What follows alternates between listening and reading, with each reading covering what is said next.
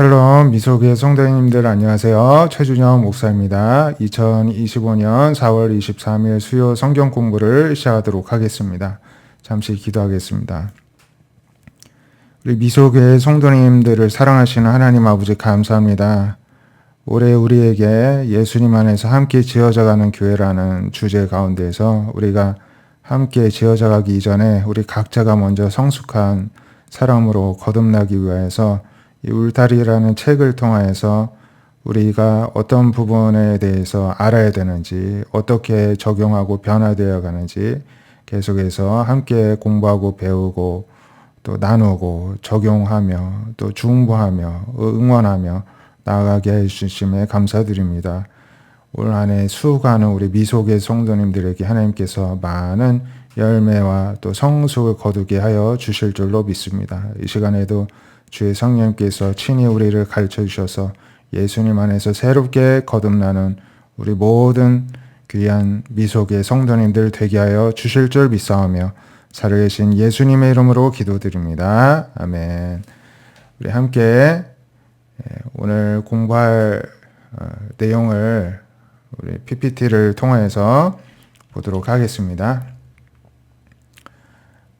교재는 203쪽에서 218쪽 울타리와 가족 중에 있는 내용이고요. 가족과의 건강한 경계 설정이 필요하다. 이러한 소주제로 죄책감이 아니라 우리가 사랑해서 늘 선택하는 삶을 살아야 함을 공부하도록 하겠습니다.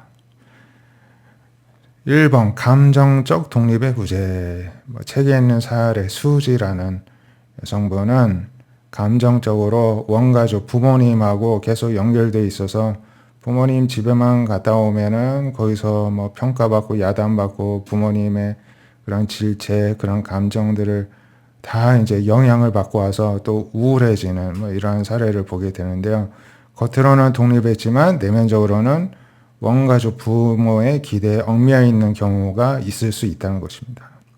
그래서 부모님 댁 방문 후 죄책감과 우울감에 빠지고 자유롭게 선택할 감정적 허락이 없었다는 것을 이제 이 여성은 뒤늦게 알게 된 것이죠. 그래서 우리가 이제 성인이 되어서 또 가정을 이루어서는 이제 여러 가지 독립을 해야 되지만 물리적인 독립, 경제적인 독립도 필요하지만 감정적인 독립이 우리가 언제든지 필요하겠습니다. 부모님에게도 마찬가지고 자녀에게도 마찬가지고 우리가 이 감정적인 부분에서도 스스로 홀로 설 수가 있어야 되고 그러기 위해서 우리가 우리의 감정도 이제 하나의 기관에 불과하면 신체 기관에 불과하는데 그 신체 기관을 예를 들어 내가 팔을 내 스스로 다스리지 못하면 이게 장애인 거잖아요.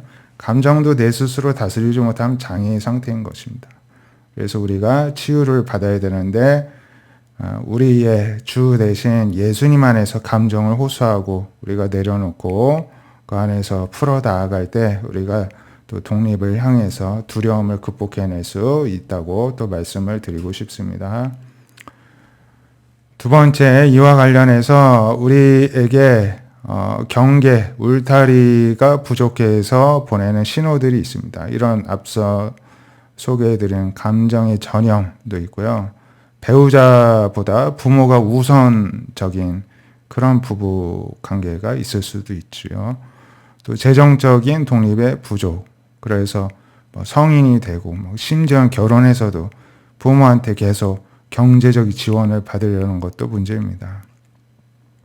또 영원한 아이, 엄마 내 양말 어디 있어요? 성인이 되어서도 자꾸 부모에게 의존적으로 살아가려는 이 심리도 이제 울타리가 부족된 데 있고요. 삼각관계 문제.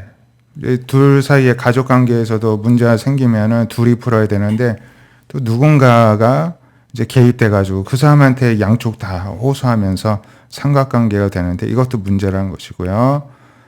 또 부모 자녀가 역전되는 경우가 있습니다. 어려서부터 늘 자식은 부모의 소유이고 그러기 때문에 그 주인인 부모를 늘 돌봐줘야 된다고 세뇌당하면서 성인이 되어서도 자꾸 부모를 생각해주고 부모 위주로 살아야 되는 그런 역기능적인 가정에서는 울타리가 있을 수가 없겠죠. 또 형제 자매 간에도 마찬가지입니다. 성인이 되어도 그래도 너는 나의 형제잖아. 뭐 오빠잖아, 언니잖아, 동생이잖아 하면서 자꾸 도움받으려고 하는 이것도 이 부족의 울타리 부족의 시그널이다.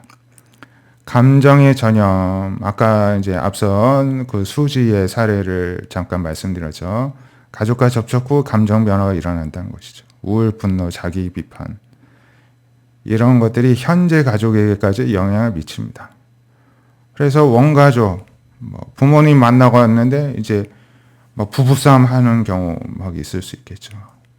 시댁에 남편이 다녀왔는데 거기서 무슨 말 듣고 와가지고 막 아내한테 뭐 할 수 있고, 아내 역시도 또 이제 처가에 또 친정에 다녀왔더니 또 부부 관계가 안 좋아질 수 있고, 이러면 문제라는 것입니다. 이 경계가 없어서 그런데 그러면 감정이 전염될 수밖에 없다는 것이고요. 또 이어서 두 번째, 또 배우자보다 부모가 우선인 경우에도 문제입니다. 그래서 뭔가 일이 터지면은 늘 엄마, 아빠, 자신의 가족들에게 전화해가지고 막 묻습니다. 배우자는 뒷전이죠. 근데 성경적 원칙은 뭐냐? 떠나고 결합하는 것입니다. 이러므로 남자가 부모를 떠나 그의 아내와 합하여 둘이 한 몸을 이룰지로다. 창세기 2장 24절. 우리가 결혼식 때 주례할 때 목사님들이 많이 인용을 하시는 말씀이죠. 성경은 성인이 결혼을 하면은 부모를 떠나서 한 몸을 이루라. 이게 바로 하나님의 뜻이라는 것이고요. 또 이어서 재정적인 독립이 부족한 경우를 또 살펴보면요. 부모의 지원으로 삶을 유지하는 경우가 있습니다. 이럴 때에는 단순히 돈이 없는 게 문제가 아니라 자율성과 자존감이 손상될 수밖에 없습니다. 우리가 막 자존감이 높아야 된다, 우리 많이 들어서 알죠. 자존감 높이는 방법은 일을 많이 하고 돈을 많이 벌면 자연적으로 생깁니다. 일을 많이 안 하고 자꾸 도움받고 하면 자존감이 낮아질 수밖에 없습니다. 자율성도요, 스스로 뭔가를 자꾸 저질러 봐야 자율성이 생기는 것입니다.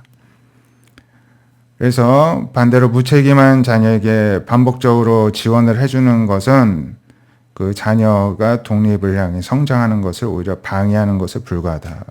도와주는 부모님도 이러한 부분을 생각하셔야 된다는 것이고요. 영원한 아이, 일상생활을 성인이 돼서도 부모에게 의존할 수가 있습니다.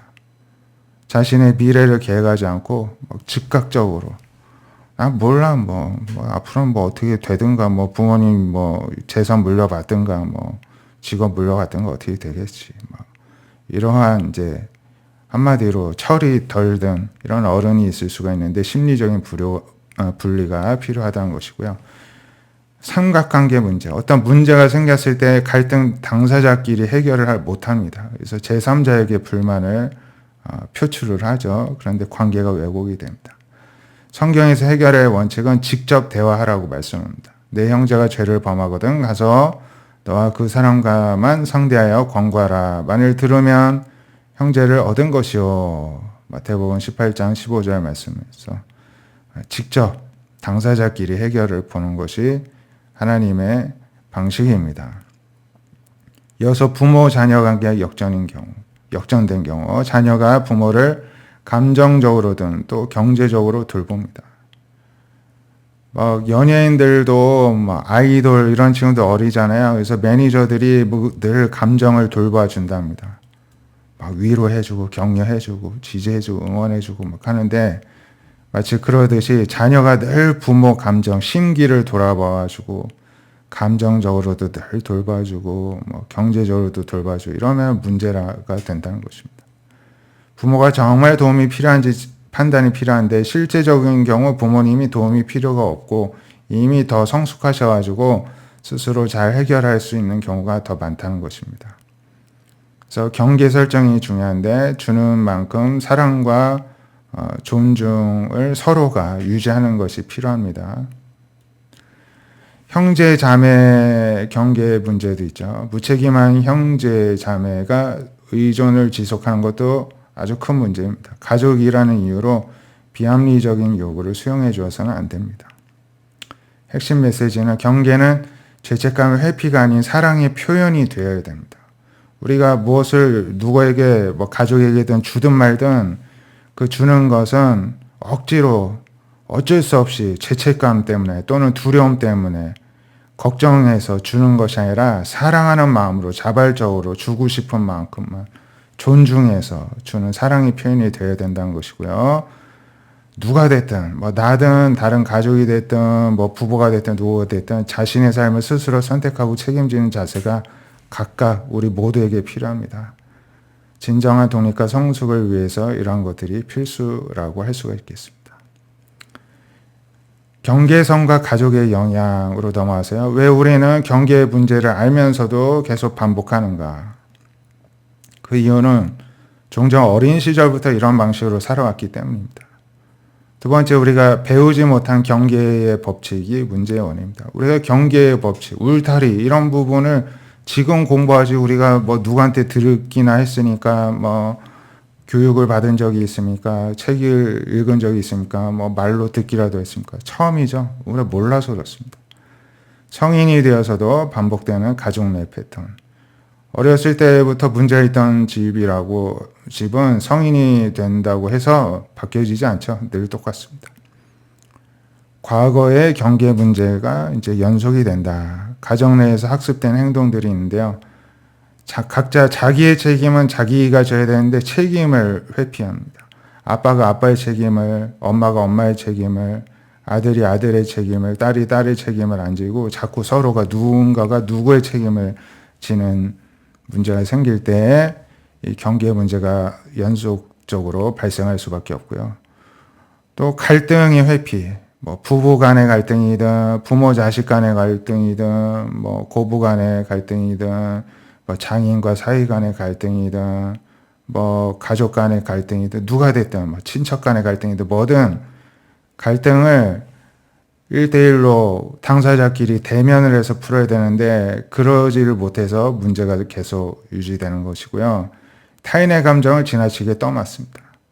내가 엄마의 감정, 아빠의 감정, 남편의 감정, 아내의 감정, 자식의 감정 마치 다 내 건 것처럼 떠맡는 게 또 문제를 계속 발생시키는 원인입니다. 우리가 줄 때는 또 자발적으로 주면 문제가 없는데 억지로 주고 나서 우리는 원망합니다. 그래서 주기 싫을 때는요, 우리가 콩알 한쪽이라도 주면 안 됩니다. 정직해야 됩니다. 내가 이렇게 이기적인 사람이구나를 드러내는 게 오히려 더 건강하고 더 성숙해질 수가 있는 길입니다. 억지로 착한 사람 되려 하지 마십시오. 그게 망치는 길입니다.